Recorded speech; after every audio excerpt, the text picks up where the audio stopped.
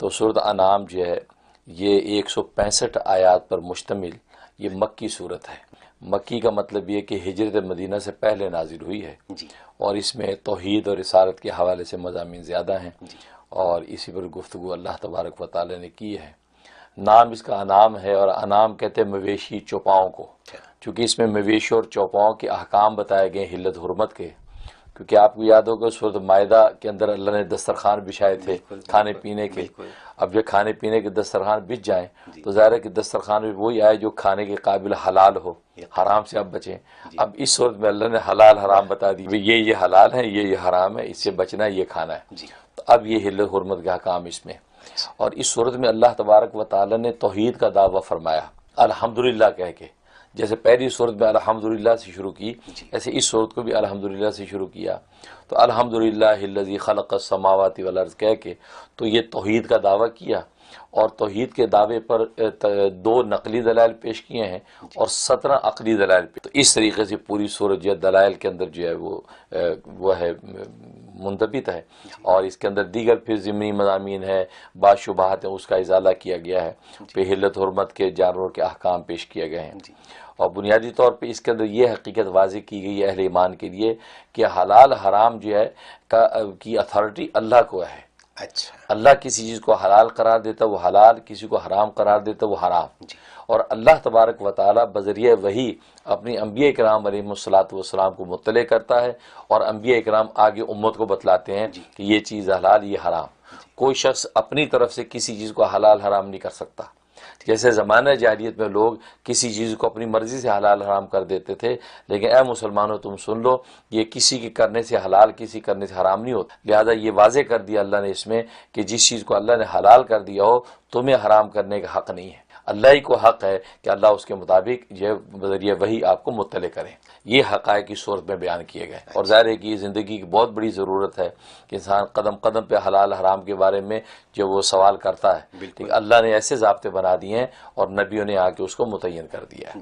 تو یہ اس میں بیان کیا گیا، اور جہاں تک اس کی جو ہے فضائل و فوائد کا تعلق ہے تو یہ بڑی عجیب و غریب صورت ہے کہ اگر آپ کا کوئی بہت بڑا مقصد یا کسی بہت بڑی مصیبت میں آپ پھنس گئے ہوں تو 41 ٹائم کا ختم کریں اس صورت کا، 41 مرتبہ اس صورت بیٹھ کے پڑھ لیں، اکیلا آدمی پڑھ لیں یا چند لوگ مل کے پڑھ لیں، تو یہ ایسی زبردست ہے کہ 41 دفعہ پڑھ کے دعا کر لیں، وہ بڑی مصیبت سے چھٹکارا ہو جاتا ہے۔ 41 ٹائم پڑھنا ہے اور ایک ختم اس کا ہوگا، ایک ہی ختم میں کام ہو جاتا ہے، جو پیسے آتے ہیں اس کی۔ تو یہ ایک فائدہ، اور دوسرا فائدہ یہ کہ جانور جو عام طور پہ گھروں میں جانور رکھے ہوتے ہیں، مویشی رکھے ہوتے ہیں لوگوں نے، مویشی اگر بیمار ہو جائیں، گھوڑا رکھا ہوا ہے، گدھا سواری کا رکھا ہوا ہے یا اور جانور رکھے ہوئے ہیں، تو اگر بیمار ہو جائے جانور تو یہ سورۃ انعام گڑ کے اوپر دم کریں، گڑ پہ دم کر کے وہ گڑ چٹا دیں جانور کو، کیسا بھی بیمار ہو وہ ٹھیک ہو جائے، کیونکہ انعام ہے مویشیوں کے نام پہ یہ صورت، تو اللہ نے اس میں ان کے لیے بڑی شفا رکھی۔ ذرا آج لوگ پیٹ رکھتے ہیں گھر میں اور پیٹ بیمار ہوتا ہے، خیر یہاں مغربی دنیا میں تو ڈاکٹر ملتے فوراً ڈاکٹر والے لے جاتے ہیں، لیکن بہت سے ایسے خطے ہیں کہ جہاں پر جو ہے چک دیہات ہے گھر کیا کریں، تو اس کے لیے انعام تلاوت کر کے گڑ کی اس کے اوپر پیس پہ دم کریں اور گڑ چٹا دیں، 1-2 دفعہ کے اندر ہی وہ جانور بالکل ٹھیک ہو جائے۔ اس میں عجیب خاصیت رکھتی۔ اور تیسری بڑی زبردست چیز ہے اس میں کہ آج کل آپ کو پتہ لوگ اگر آپ کا ٹینٹ قبضہ کر کے بیٹھ گیا یا آپ کی زمین پہ کسی نے قبضہ کر لیا، مکان قبضہ کر کے بیٹھ گیا اور نکلتا نہیں ہے، اور یہاں کتنے مسائل پیش آتے ہیں، اس کے لیے اس میں بڑی زبردست خاصیت ہے، 3 مرتبہ تلاوت کرے روزانہ، 3 مرتبہ تلاوت کر کے اللہ سے دعا کر لیں کہ یا اللہ اس نے ناجائز قبضہ کر لیا میری پراپرٹی پہ، یا اللہ اس کو یہاں سے دفعہ دور کر۔ کہتے ہیں کہ یہ 11 دن کے اندر اندر بندہ خود ہی بھاگ جائے گا، یہ بڑی کام کی لے لیتے ہیں، کرایہ بھی نہیں ملا اور ٹینشن الگ۔ تو یہ 3 مرتبہ پڑھیں اور دعا شروع کر دیں تو 11 دن کے اندر اندر جو ہے وہ کیسا بھی زبردست آدمی ہوگا دشمن، وہ دفع ہو جائے گا۔ تو دشمن کو بھگانے کے لیے زبردست اس میں اکثیر نسخہ ہے۔ تو قرآن نے کہا وَنُنَزِّلُ مِنَ الْقُرْآنِ مَا هُوَ شِفَاءٌ، تو ہر قسم کی شفا اور ہر قسم کا نفع، یہ تو پھر قرآن کا کمال ہے۔ بعض لوگ یہ تو وہ غلط فہمی پھیلاتے ہیں جی قرآن ان چیزوں کے لیے نہیں آیا، قرآن کی تعلیمات ہیں، قرآن تو عمل کے لیے آیا ہے۔ وہ یہ کہہ کے اصل میں قرآن کی حیثیت کو کم کرتے ہیں، ورنہ عمل کے لیے تو ہر کتاب ہی ہوتی ہے، ہر کتاب عمل کے لیے ہوتی ہے، تو وہ تو قرآن کی خصوصیت نہیں ہوئی۔ اس کا کمال تو ہے کہ عمل کے ساتھ ہونے کے لیے ہونے کے ساتھ ساتھ یہ دیگر منافع آپ کی زندگی کے بھی اس کے اندر بند ہیں۔ آپ بیمار ہیں تو پڑھ لیں شفا ہو جائے، آپ کا دشمن تنگ کر رہا پڑھ لیں شفا ہو جائے، آپ کی مصیبت آئی پڑھ لیں جو آپ کو نجات ہو جائے. یہی اس کی خصوصیت ہے کہ قرآن کریم میں اللہ نے زندگی کے ہر پہلو کے حوالے سے منافع رکھے ہیں. بالکل نفع سی کتاب خالی نہیں ہے, اور یہ اس کا کمال. یہ سورۃ انعام آیت نمبر 124 124 نمبر آیت ہے. یہ آیت تو سمجھو کہ آل ان ون ہے. یہ قبولیت دعا کے لیے ہے.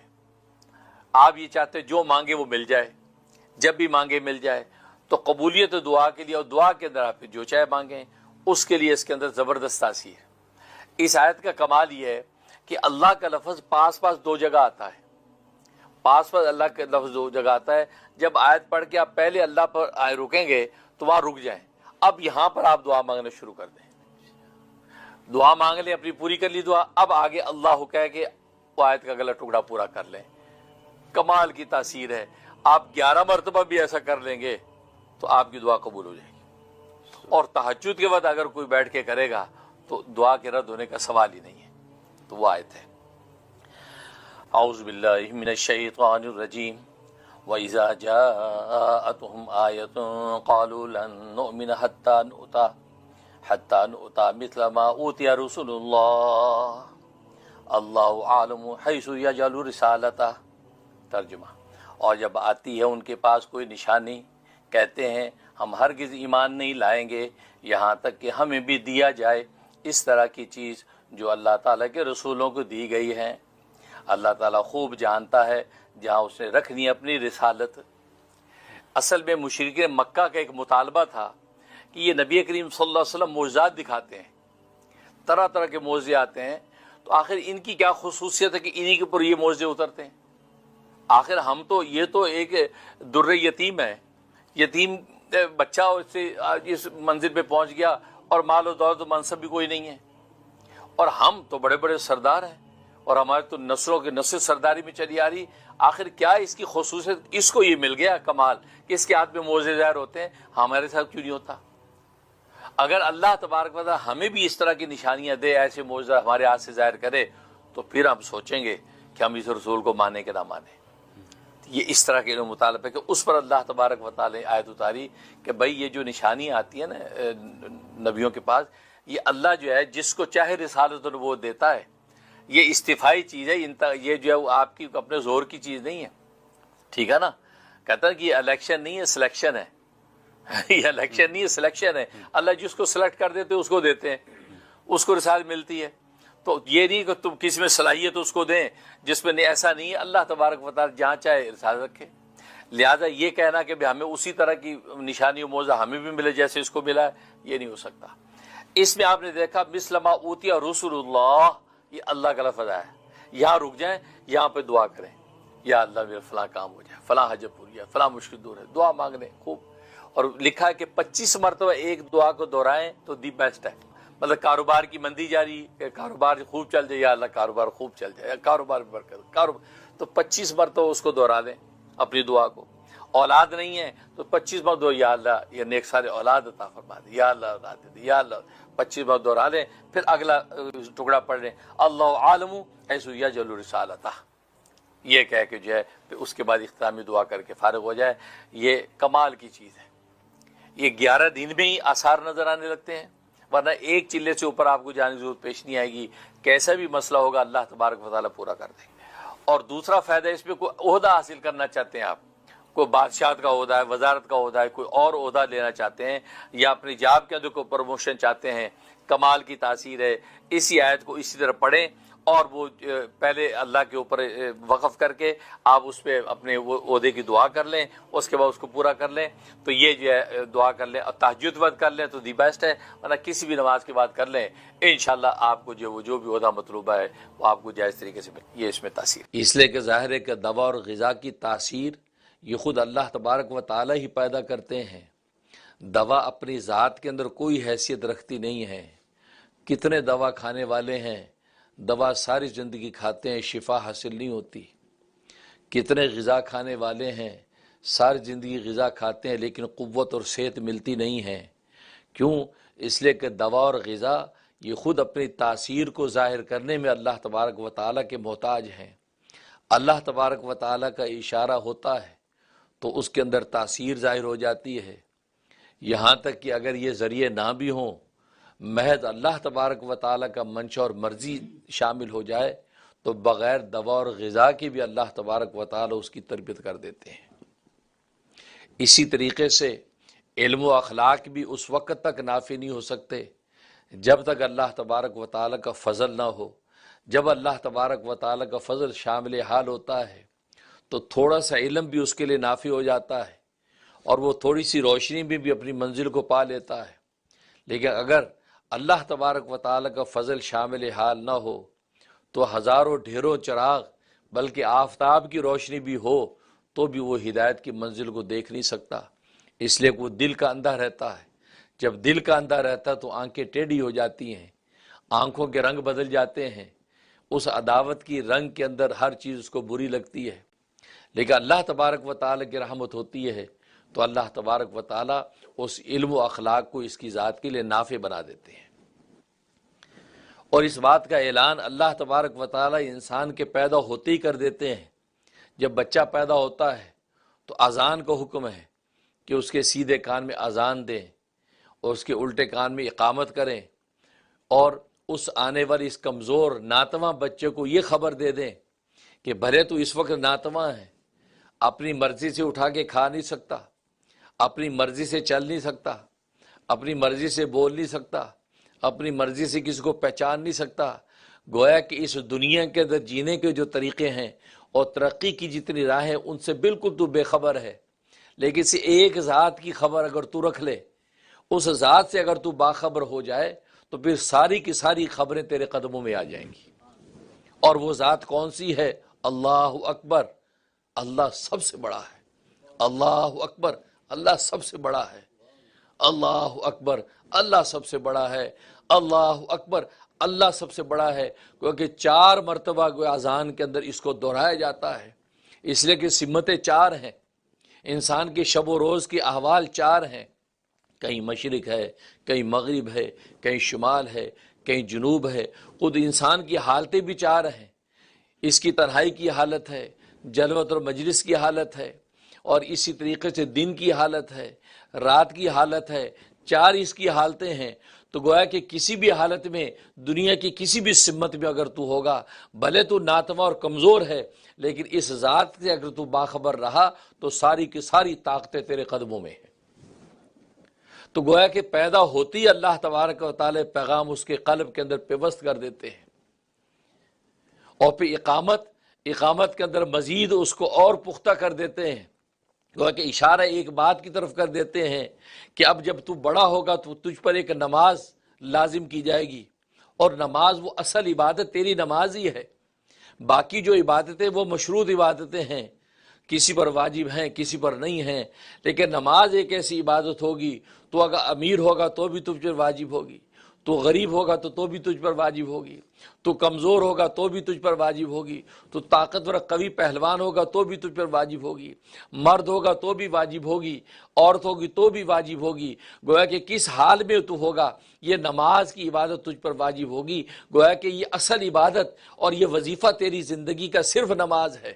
باقی جو عبادتیں ہیں، اگر تو مالدار ہوا تو زکوٰۃ بھی تجھ پر آ جائے گی، اگر تو مالدار ہوا تو حج بھی تجھ پر آ جائے گا، اگر تو صحت مند قوی ہو تو روزہ بھی تجھ پہ ہم فرض کر دیں گے، لیکن اگر تو طاقتور نہیں ہے، صحت مند نہیں ہے تو روزہ تجھ پر واجب نہیں ہوگا، اگر تو غریب مفلس ہے تجھ پر زکوٰۃ واجب نہیں ہوگی بلکہ خود تو مستحق زکوٰۃ ہوگا، اگر تیرے پر استطاعت نہیں ہے تو حج تجھ پر واجب نہیں ہوگی، لیکن ایک عبادت ایسی ہے تیرے پر ہر حال میں واجب ہوگی، اور وہ نماز کی حالت ہے۔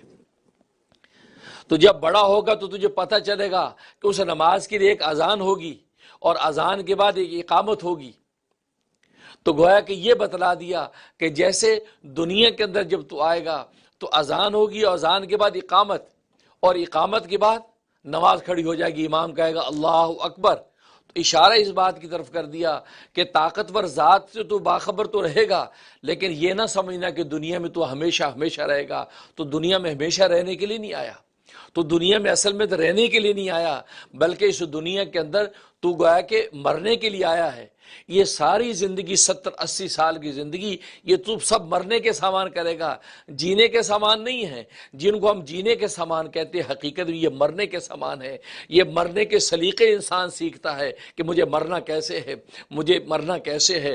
تو گویا کہ مرنے کی ساری محنت ہے 70-80 سال کی، کیونکہ تجھے یہاں دنیا کے اندر بسانا نہیں ہے، بلکہ تجھے آزمائش اور وقت پورا کر کے آگے جنتوں کے اندر بسانا ہے۔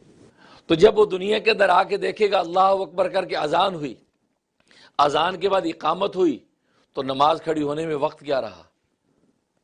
اسے کسی بھی وقت امام کہہ سکتا اللہ اکبر، نماز کھڑی ہو گئی۔ تو اشارہ اس بات کی طرف کر دیا، اسی طریقے سے یہاں آج تیری اذان ہم نے دے دی ہے، تیری زندگی کی اقامت ہم نے کر دی ہے، اب کسی بھی وقت امام تیری جنازے کی نماز کی اللہ اکبر کہہ سکتا ہے۔ لہذا بس اتنا سا تیرے پاس وقت ہے کہ کس لمحے تجھے اللہ تبارک و تعالیٰ کا بلاوا آ جائے۔ ہو سکتا تو بالغ بھی نہ ہو پائے، ہو سکتا تو اس باخبر ذات کے جو خبریں بھی پا نہ پائے، اور یہاں تک کہ بلوغت سے پہلی اللہ تبارک و تعالیٰ تجھے بلا لیں اور تیری نماز جنازہ اللہ اکبر کر کے امام شروع کر دے۔ ہو سکتا تو 120 سال تک جیے، اس کے بعد تیری نماز ہو۔ تو چونکہ وقت متعین نہیں ہے، اس لیے کسی بھی وقت آ سکتی ہے۔ تو گویا کہ تنبیہ بھی ساتھ کر دی، ایک خبر بھی دے دی ایک باخبر ذات کی کہ اس اللہ تبارک و تعالیٰ کے دامن کو پکڑ لے گا تو دنیا میں جینے کا تو یہ سلیقہ آ جائے گا، تیری ناتوانی اور ذوف یہ قوت میں بدل جائے گا، یہاں تک کہ بڑی بڑی طاقتیں بھی تیرے قدموں میں ہوگی، اور حالت تیری یہ ہے کہ تو کسی بھی وقت اللہ تبارک و تعالیٰ کی طرف کوچ کر سکتا ہے۔ لہذا اس نماز سے غافل نہیں ہونا، اس نماز سے غافل نہیں ہونا، اس لیے کہ تیری جنازے کی نماز گویا کہ تیار ہے، اذان ہو چکی ہے، اقامت ہو چکی ہے، کسی بھی وقت جو ہے جنازے کے لیے اللہ اکبر ہو سکتا ہے۔ یہی وجہ ہے کہ نماز جنازے میں اذان نہیں ہے، کہنے کو وہ نماز ہے لیکن اذان کے بغیر ہے، کہنے کو وہ نماز ہے لیکن اقامت کے بغیر ہے۔ اصل میں یہ اذان و اقامت بچپن میں ہو چکی، جب وہ پیدا ہوا تھا اسی وقت اس کو موت کی خبر دے دی گئی تھی کہ اب تیری جنازے کی نماز کسی وقت ہو سکتی ہے۔ لہذا اپنی اس نماز سے غافل نہیں ہونا کہ جو تجھے ایک باخبر ذات کی خبر دیتی ہے۔ وہ علیم الخبیر ذات ہے، وہ باخبر ذات ہے، اس کو پتہ ہے طاقت کہاں سے ملتی ہے، ذوف کہاں کھڑا ہوتا ہے، کس طریقے سے جینا ہے۔ تو گویا کہ اس اللہ تبارک و تعالیٰ کے دامن پکڑ لے گا تو تجھے منزل مل جائے گی۔ اس لیے پہلی آیت میں فرما دیا الحمدللہ رب العالمین، تمام تعریفیں اس اللہ کے لیے جو سارے جہانوں کو پالنے والا ہے۔ جو جہان تجھے نظر آئیں گے، آسمانوں کی بلندیاں، زمینوں کی وسعتیں، آبشاروں کا حسن، دریاؤں کے روانیاں، جو پرندوں کی چہچہاٹ، سبزے کی لہلہاٹ، جو کچھ تجھے نظر آئے گا یہ سب کے سب اللہ تبارک و تعالیٰ کی تربیت کے محتاج ہیں۔ اللہ تبارک و تعالیٰ اگر اس آسمان کو تھامے نہ رکھے تو یہ تھم نہیں سکتا، اللہ اس زمین کو وسعت نہ دے تو یہ وسیع نہیں ہو سکتی، اللہ جو ہے آبشاروں کو حسن مہیا نہ کرے وہ حسین نہیں ہو سکتی، دریاؤں کو روانی نہ بخشے تو وہ چل نہیں سکتے، کاٹنے والی چھری کے اندر اللہ تبارک و تعالیٰ تاثیر نہ رکھے تو کاٹ نہیں سکتی۔ تو گویا کہ یہ ساری طاقتیں جو دیکھے گا یہ ساری کی ساری اللہ تبارک و تعالیٰ کی تربیت کی محتاج ہے، ان کو اللہ لے کے چل رہا ہے۔ تو گویا کہ پہلی آیت میں یہ خبر دے کر بتا دیا کہ کوئی کچھ بھی نہیں ہے، صرف ایک ذات ہے جو ساری کائنات کو لے کے چل رہی ہے۔ وہ چاہے ذرے کو آفتاب بنا دے، وہ چاہے آفتاب کو ماند کر دے، کوئی پوچھنے والا نہیں ہے، وہ اسی طاقتور ذات ہے۔ اس لیے پیدا ہوتے ہی بچے کو اس کی ناتوانی کے زمانے میں اس ایک طاقتور ذات کی خبر دیتے ہیں اللہ اکبر کہہ کے، تاکہ اس کو اطمینان اور تسلی ہو کہ اس اتنے بڑے جہان کے اندر میں آ گیا کمزور تنہا، مجھے کون سنبھالے گا؟ اور میں کہ نہیں، تجھے وہ ذات سنبھالے گی جسے ساری کائنات کو سنبھالا ہوا ہے۔ تو اس کے لیے گویا کہ ایک اچھی خبر دی جاتی ہے۔ تو گویا کہ تربیت یہ اللہ تبارک و تعالیٰ ہی کرتے ہیں۔ تو تربیت کے سارے پروسی بھرے جسمانی تربیت ہو یا روحانی تربیت، اللہ تبارک و تعالیٰ ہی کی طرف سے اترتے ہیں۔ اور تربیت دو طرح کی ہوتی ہے، ایک تعلیم بشری اور دوسری فضل خداوندی۔ یا تو اللہ تبارک و تعالیٰ تعلیم بشری، ان دنیا کے اندر اللہ تبارک و تعالیٰ نے جو علوم نازل کر رکھے ہیں ان علوم کے ذریعے سے تربیت ہو رہی ہے۔ ظاہر قرآن کریم اس کا منبع اور سرچشمہ ہے، اور قرآن کریم ساری پہلی آسمانی کتابوں کا منبع اور سرچشمہ۔ خود قرآن میں فرمایا فیہا کتب قیمہ، اس قرآن کریم میں پہلی ساری آسمانی کتابوں کے علوم بند ہے۔ اس میں تورات کی علوم بھی ہیں، اس میں زبور کی علوم بھی ہیں، اس میں صحیفہ شیس کی علوم بھی ہیں، اس میں انجیل کی علوم بھی ہیں۔ فیہا کتب قیمہ، یہ ایسی مستحکم کتاب ہے کہ پہلی ساری کی ساری کتابوں کے علوم اس کے اندر بند ہے۔ اگر تم تورات کے علوم حاصل کرنا چاہتے ہو تو قرآن کریم کو پڑھ لو، اگر انجیل کے علوم حاصل کرنا چاہتے ہو قرآن کریم کی تلاوت کر لو، اگر زبور کے علوم پتہ لگانا چاہتے ہو قرآن کریم کو پڑھ لو، کیونکہ قرآن کریم میں اللہ تبارک و تعالیٰ نے سارے کے سارے علوم کا گلدستہ بنا دیا ہے۔ قرآن کریم یہ ساری کی ساری آسمانی کتابوں کا وہ گلدستہ ہے کہ اب آپ کو کسی دوسری کتاب کو پڑھنے کی ضرورت نہیں، سارے کے سارے علوم اللہ تبارک و تعالیٰ نے اسی کتاب میں بند کر دیے۔ تبھی تو حضرت عمر فاروق رضی اللہ تعالیٰ عنہ ایک مرتبہ تورات تلاوت کر رہے تھے، رسول اللہ صلی اللہ علیہ وسلم حجرے سے نکلے، دیکھا عمر کیا پڑھتے ہو؟ کہا کہ اے اللہ کے حبیب میں تورات پڑھ رہا ہوں، کیونکہ تورات اللہ نے اپنے ایک جلیل القدر پیغمبر موسیٰ علیہ الصلوۃ والسلام پر اتاری، جو اللہ کے کلیم ہے، اللہ سے ہم کلام ہوتے ہیں۔ اتنے جلیل القدر پیغمبر پر جو کتاب اتاری ہے میں اس کا مطالعہ کر رہا ہوں کہ اس کے اندر کیا علوم ہے، اس کے اندر کیا احکامات ہیں۔ اتنے بڑے پیغمبر پتری آخر کچھ تو ہوگا، اس لیے پڑھو۔ آپ یہ بات کر رہے ہیں لیکن رسول اللہ صلی اللہ علیہ وسلم کے چہرے کو دیکھنے والے دیکھ رہے ہیں کہ آپ کا چہرہ غصے سے سرخ ہو رہا ہے۔ صحابہ فرماتے ہیں رسول اللہ صلی اللہ علیہ وسلم کا چہرہ جب غصے ہوتا تھا، غضبناک ہوتا تھا، تو ایسے گال سرخ ہو جاتے جیسے اس میں انار نچوڑ دیا، انار کا رس جیسے نچوڑ دیا، ایسا سرخ چہرہ۔ حضرت عمر اپنی بات کر، ان کو خبر نہیں کہ رسول اللہ صلی اللہ علیہ وسلم کے چہرے پہ کیا کیفیت ہے، سر اٹھایا، گھبرا گئے۔ رسول اللہ صلی اللہ علیہ وسلم والذی نفسی بیدی، قسم اس ذات کی جس کے قبضہ قدرت میں میری جان ہے، اگر آج موسیٰ علیہ السلام زندہ ہو کر آ جائیں ان کو بھی میری پیروی کیے بغیر کوئی چارہ کار نہیں۔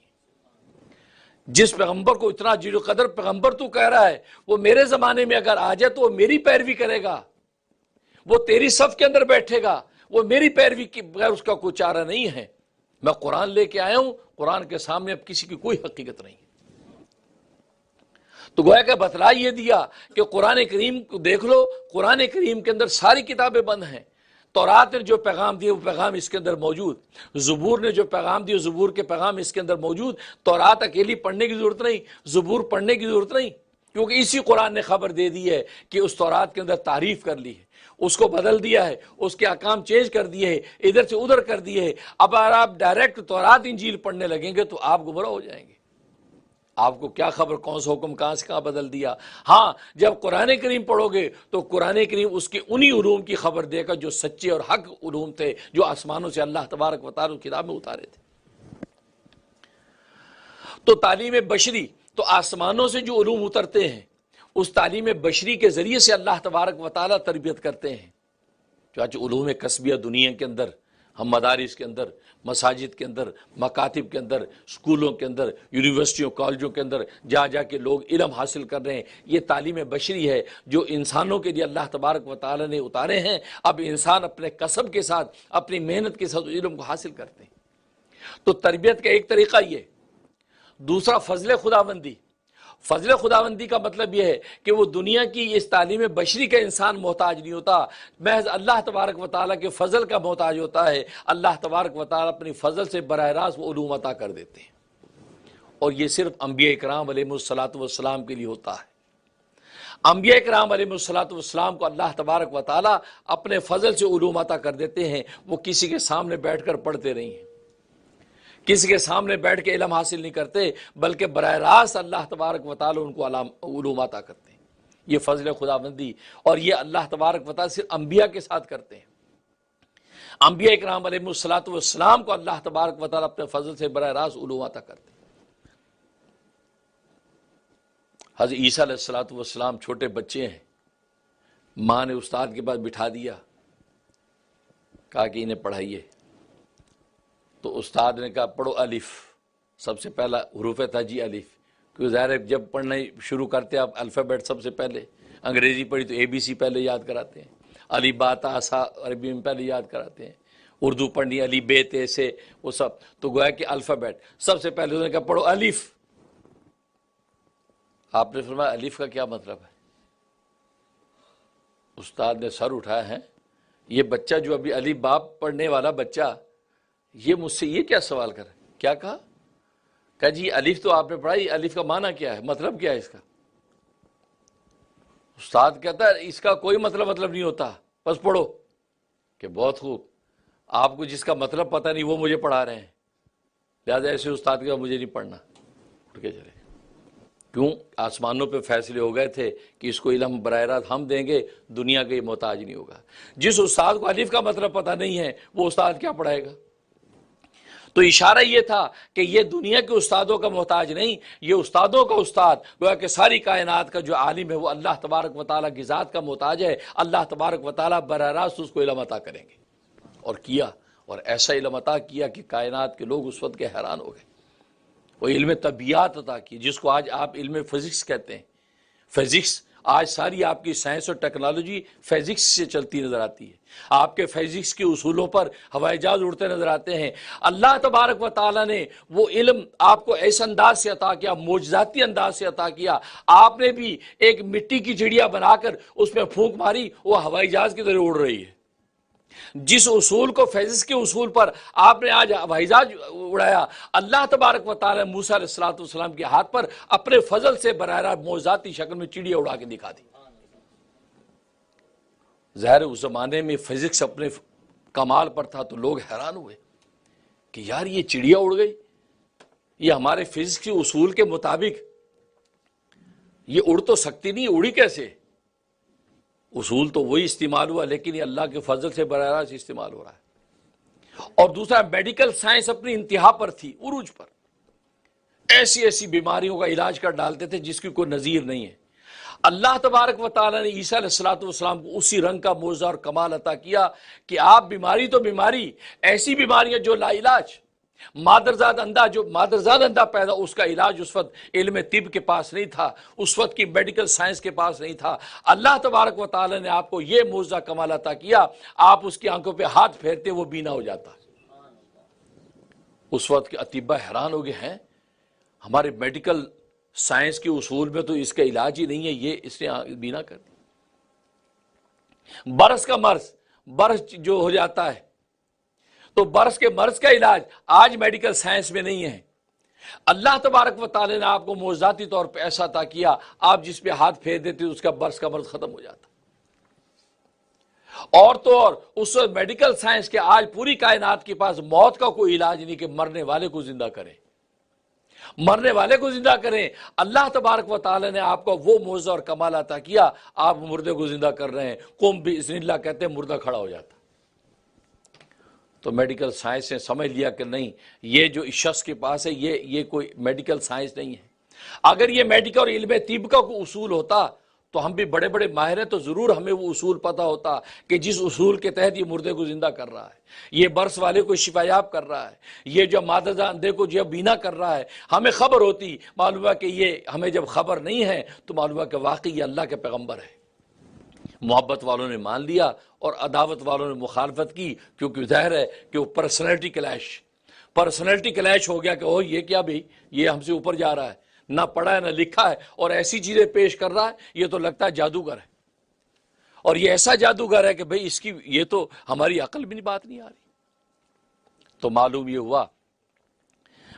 ہوا کہ حضرت عیسیٰ علیہ السلام کو اللہ تبارک و تعالی پھر ایسے علوم عطا کر دیے کہ جس کی کوئی نظیر نہیں۔ تو یہ فضل خداوندی، تو گویا کہ اللہ تبارک و تعالی تعلیم بشری اور فضل خداوندی کے ذریعے سے تربیت کرتے ہیں۔ اور تربیت کے اندر دو چیزوں پر فوکس ہوتا ہے، ایک عقل اور ایک خواہش، کیونکہ دنیا کے اندر انسان جب تربیت کی راہوں سے ہٹتا تو عقل اور خواہش، ان دونوں کا جب مس یوز کرتا ہے، ان دونوں کو جب غلط استعمال کرتا ہے، عقل اور خواہش کو، تو نتیجہ کیا ہوتا ہے؟ وہ منزل سے بھٹک کر گمراہی میں گرتا ہے۔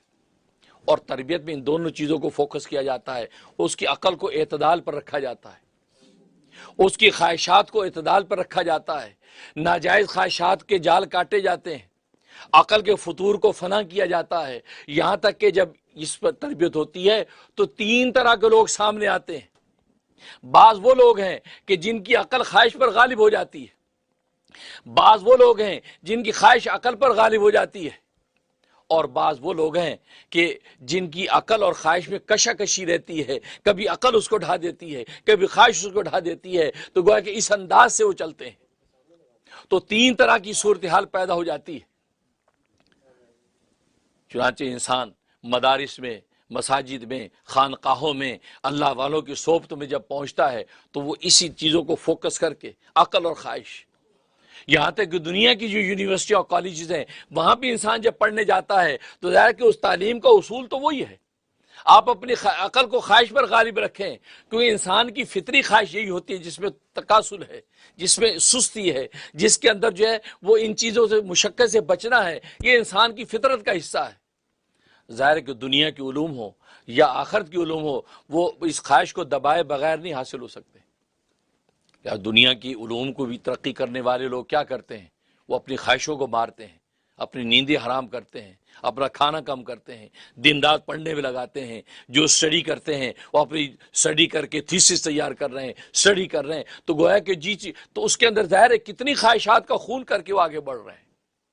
تو بالکل اسی طریقے سے جب آخرت کے علوم اللہ تبارک و تعالیٰ عطا کرتے ہیں تو وہاں پر بھی عقل اور خواہش کی جنگ ہوتی ہے، اور جب انسان اپنے استاد کے پاس پہنچتا ہے یا اپنے مربی کے پاس پہنچتا ہے، مدرسے میں استاد کے سامنے بیٹھا ہے، تو وہ بھی تعلیم بشری کے نتیجے میں عقل کو خواہش پر غالب کرنے کے سلیقے بتاتا ہے کہ عقل کو خواہش پر کیسے غالب کرنا ہے، خواہش کو کیسے تم نے دبانا ہے۔ جب عقل غالب ہوگی تو عقل اصل میں یہ وہ لشکر ہے جو آپ کو ایک سیدھی راہ پہ لے جاتا ہے، یہاں تک کہ قدوسیت کی اس منزل پر لے کے جاتا ہے جس سے اللہ تبارک و تعالیٰ راضی ہو جاتا ہے۔ یہی وجہ کہ آپ جانتے ہیں کہ بے عقل اور دیوانے کو مسجد میں بھی آنے کی اجازت نہیں ہے، کہ دیوانہ بے عقل مسجد میں نہ آئے۔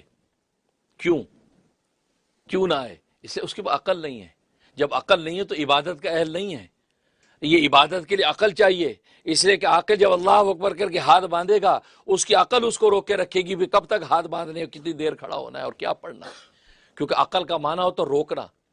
تو عقل کو عقل کہتے ہیں اس لیے کہ عقل روکتی ہے کہ بس آپ کھڑے رہے امام کے پیچھے، جب امام اللہ اکبر کر کے رکوع میں جائے گا اب آپ کو رکوع میں جانا ہے، جب سمی اللہ لمن کرے گا تب آپ نے سر اٹھانا ہے۔ تو یہ عقل ہی ہے جو اس کو روک رہی ہے، لیکن اگر عقل نہیں ہے تو نہیں کہ امام نے اللہ اکبر کر کے قیام کیا اور یہ جناب سجدے میں پڑے ہیں، خود اسلام پھیر کے چل دی، نماز ہو گئی۔ معلوم کہ عقل ہی وہ چیز ہے، نعمت ہے کہ جو عقل انسان کو روحانی ترقی کے منازل طے کراتی ہے۔ اس عقل کو جب اعتدال کے اندر لے آتے ہیں اور عقل کو وحی کے نور کا تابع کر دیتے ہیں، عقل کو عقل کل نہیں کرتے، عقل کو آزاد نہیں کرتے، اس کو وحی کا تابع کر دیتے ہیں۔ جب عقل وحی کی تابع ہو جاتی ہے، نتیجہ کیا ہوتا ہے کہ یہی عقل انسان کو جنت تک پہنچا دیتی ہے، کیونکہ عقل خود اپنی ذات کے اندر اس میں اتنی بھی عقل نہیں ہے کہ یہ بہن اور بیوی کے درمیان فرق کر سکے، یہ حلال نوٹ اور حرام نوٹ میں فرق کر سکے، خود عقل میں اتنی عقل نہیں ہے کہ یہ حلال حرام کا فرق کر سکے۔ ہاں اس کو وحی کا نور چاہیے، لہٰذا اس عقل کے گھوڑے کے لیے وحی کا نور، جب وحی کا نور اس کے اوپر ہوتا ہے، اس وحی کے نور کے اندر یہ عقل کا گھوڑا راستہ تلاش کر کے اپنے بیٹھنے والے کو منزل پہ پہنچاتا ہے۔ اس لیے عقل بہت بڑی نعمت ہے، اس کا شکر کیا کرو یا اللہ تو نے ہمیں عقل عطا فرمائی ہے۔ ہاں عقل کا مس یوز اور غلط استعمال یہ انسان کو گمراہ کرتا ہے، لہٰذا انسان اس عقل کے غلط استعمال کی وجہ سے گمراہ ہو جاتا ہے۔ لہٰذا بڑے بڑے عاقلین عقل کی بنیاد پر جب وہ ایسے ایسے فیصلے کرنے لگتے ہیں جس کا فیصلہ وحی کے نور سے ہونا تھا، انہوں نے عقل سے فیصلہ کیا تو ٹھوکر کھائی۔ چنانچہ آپ جانتے اسی مغربی دنیا میں انسیسٹ کا فتنہ، استحلال بالمحارم، محرم رشتہ داروں کے ساتھ جو ہے جنسی حوث پوری کرنا، یہ عقل کی وجہ سے تو مارے گئے، کیونکہ دیکھنے والے نے دیکھا کہ یار یہ عورت بہن ہے یا غیر عورت دونوں سیم تو ہے، فرق کیا ہے؟ کوئی فرق نہیں ہے۔ لہذا اپنا جنسی تعلق اپنے محرم رشتہ داروں سے قائم کرنا یہاں کا فتنہ و فساد بن گیا عقل کی وجہ سے۔ کیوں؟ عقل کو غلط سے استعمال کیا، کیونکہ یہاں پر عقل کے پاس سوال کا جواب نہیں تھا، یہاں عقل کو وحی کی روشنی چاہیے تھی۔ خنزیر اور بکرے کے گوشت میں کیا فرق ہے؟ عقل سے پوچھا تھا، عقل نے کہا کوئی فرق نہیں ہے، حالانکہ عقل کے کمپیوٹر کے اندر یہ سوال فیڈ نہیں تھا، یہ تو وحی کے نور سے ملنا تھا۔ جب عقل سے پوچھا تو عقل نے کوئی بات نہیں، یہ بھی اینیمل ہے وہ بھی اینیمل ہے۔ وہ پہلے زمانے کے خنزیر حرام تھے، وہ گو کھاتے تھے، آج تو بڑے اچھے ہائیجینک فارموں میں پالے جاتے ہیں، بڑا پاکیزہ اور شفاف انداز سے چلائے جاتے ہیں، لہذا یہ جو ہے یہ خنزیر کا گوشت آج حلال ہے۔ عقل سے پوچھا، حالانکہ عقل جو ہے، عقل کے پاس جو اس کا فیصلہ نہیں تھا. ہاں کر لو بھائی، عقل کے پاس اس کا فیصلہ نہیں تھا. لیکن عقل سے جب سوال کر لیا، نتیجہ کیا ہوا؟ نتیجہ کیا ہوا کہ انسان جو گمراہ ہو گئے. انہوں نے کہا خنزیر کا گوشت ہے جی، جانور ہے، جیسا بکرا ہے ایسے ہی ہے. نہیں، معلوم ہے کہ عقل اس کو روشنی چاہیے وحی کی، تو وحی کی روشنی کے ساتھ جب یہ چلتا ہے تو نتیجہ یہ ہے کہ انسان منزل کو پا لیتا ہے. تو اس لیے اسے یہاں پر جو ہے تو عقل بہت بڑی نعمت ہے. حدیث میں آتا ہے سرکار دو عالم صلی اللہ علیہ وسلم سے پوچھا، یا رسول اللہ، لوگ ایک جیسی نماز پڑھتے ہیں، ایک جیسے نیک اعمال کرتے ہیں، لیکن ایک کا اجر زیادہ، دوسرے کا اجر کم ہے. آخر اس کی کیا وجہ ہے؟ سب نے جمعے کی نماز پڑھی، لیکن اجر دیکھیں گے کسی کا زیادہ کسی کا کم ہے. سب نے جمعے کی 2 رکعت پڑھی ہیں، دیکھیں اجر کم زیادہ کیوں ہے؟ سب روزے رکھتے ہیں، لیکن اجر کم زیادہ کیوں ہے؟ یہ سوال کیا. سرکار دو عالم صلی اللہ علیہ وسلم فرمایا عقل کی وجہ سے، عقل کی وجہ سے. کیونکہ عقلوں کے اندر تفاوت ہے، عقل کم زیادہ ہے دنیا کے اندر، کسی کی عقل زیادہ کسی کم ہے، تو اس بنیاد پر اللہ تبارک و تعالیٰ اجر میں فرق ڈال دیتے ہیں. کیا مطلب؟ مطلب ہے کہ جس کی عقل زیادہ ہوگی اللہ تبارک و تعالیٰ اپنی معرفت کا نور اس کو اتنا زیادہ عطا فرماتے ہیں. جب معرفت کا نور زیادہ عطا ہوتا ہے تو اس کی عبادت کے اندر جو اخلاص، جو یکسوئی اور توجہ ہوتی ہے وہ دوسرے کی نسبت زیادہ ہو جاتی ہے. اس خشوع اور توجہ کی وجہ سے اس کا اجر بڑھ جاتا ہے. تو عقل کی بنیاد پر فیصلے ہو رہے ہیں. تو عقل جتنی بڑھتی ہے معرفت اتنی بڑھ جاتی ہے. عقل کم ہے تو معرفت اس درجے میں کم ہے. تو گویا معلوم ہے کہ عقل بہت بڑی نعمت ہے، اس پر شکر کرنا چاہیے. اللہ تم نے ہمیں عقل عطا فرمائی. اس عقل کو وحی کی روشنی کے تابع رکھنا، اس عقل کو عقل کل نہ بنا دینا کہ ہم اپنی عقل سے فیصلے کرنے لگے. ہاں، جس سوال کا جواب عقل کے سافٹ ویئر میں ہے وہ تو ہم کریں گے، لیکن جہاں پر عقل کے پاس اس کا جواب نہیں تو وحی کی روشنی سے حاصل کر کے ہم منزل کو پائیں. آج دنیا کے اندر فساد کی بنیاد یہ بھی ہے کہ لوگوں نے عقل کو عقل کل سمجھ لیا اور سوچا ہم عقل سے ہر چیز کا فیصلہ کریں گے، ہر بات کا جواب ہم عقل سے تلاش کریں گے. حالانکہ ان کو پتہ نہیں عقل کی لمیٹڈ ہے، اس کی لمیٹیشنز ہیں، بس اس سے اوپر عقل کچھ نہیں پتہ لگا سکتی. اس کے لیے وحی کی روشنی چاہیے تھی. وحی کی روشنی چاہیے تھی کہ کون سے رشتے حرام ہیں کون سے حلال ہیں، کیا کھانا حلال ہے کیا کھانا حرام ہے. یہ عقل کے ذریعے سے آپ پتہ نہیں لگا سکتے، یہ آپ وحی کے نور سے پتہ لگائیں گے. تو گویا کہ تعلیم بشری اور فضل خداوندی، ان دو کے ذریعے سے اللہ تبارک و تعالی منازل کو طے کرواتے ہیں.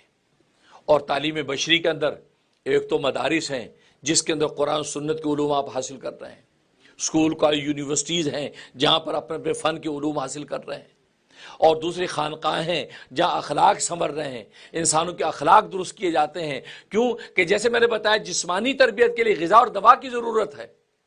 دوا پراپر اس کو ملے اور غذا اس کو پراپر ملے تو وہ صحت مند قوی رہتا ہے. اسی طریقے سے روحانی تربیت کے لیے علم اور اخلاق کی ضرورت ہے. علم و اخلاق جب پراپر طریقے سے اعتدال کے ساتھ ان کو جب ملتا رہتا ہے تو اللہ تبارک و تعالی روحانی مراتب اس کے تو معلوم ہوا کہ اللہ تبارک و تعالی اصل میں مربی اعظم ہے. اور انسان کی تربیت جسمانی ہو یا تربیت روحانی ہو، دونوں کی دونوں تربیتوں کا سرچشمہ اللہ تبارک و تعالی کی ذات ہے. تبھی پہلی آیت میں فرما دیا الحمدللہ رب العالمین، تمام تعریفیں اس اللہ کے لیے ہیں جو سارے جہانوں کی تربیت کرنے والا ہے. اور پھر جب تربیت کی جاتی ہے تو پھر میں نے بتایا 2 طریقے ہیں، ایک تعلیم بشری کے ذریعے سے تربیت ہوتی ہے اور دوسری جب فضل خداوندی کے ذریعے سے تربیت ہوتی ہے. جب تعلیم بشری کے ذریعے سے تربیت ہوتی ہے تو عقل اور خواہش یہ 2 چیزیں فوکس ہوتی ہیں، اس پر گفتگو ہوتی ہے. اور جب اس پر گفتگو ہوتی ہے، اس پر ساری مشقیں کرائی جاتی ہیں، اس پر علوم جب بہائے جاتے ہیں تو پھر 3 طرح کے لوگ سامنے آتے ہیں. بعض جن کی عقل خواہش پر غالب ہو جاتی ہے، بعض جن کی خواہش عقل پر غالب ہو جاتی ہے، بعض وہ کہ جن کی عقل و خواہش کی ساری زندگی کشاکش اور کشتی رہتی ہے اور اسی حال میں دنیا سے گزر جاتے ہیں.